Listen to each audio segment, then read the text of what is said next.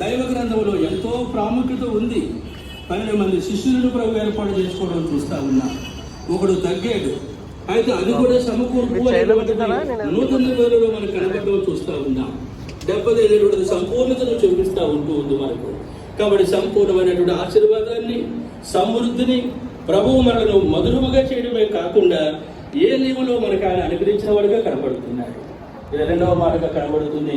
దాన్ని బట్టి మనం ప్రభుని ఆరాధించాలి, ప్రభుని సూచించే వారిగా ఉండాలి. తిరిగి 3వ మాట మనకు ఒక జ్ఞాపకం చేయబడుతూ ఉంది.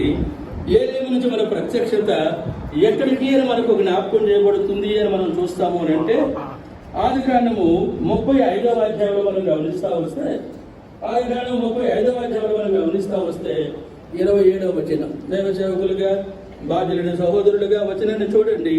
అందరి చదవండి వచ్చారి, కూడా చెబుతాను మీతో కలిసి. ఆదికాండం 35వ అధ్యాయం 27వ వచనం. అబ్రహామును ఇస్సాకును పరదేశులై ఉండిన మమ్రేలో కిర్యాతర్బాకు తన తండ్రి అయిన ఇస్సాకు నొద్దకు యాకోబు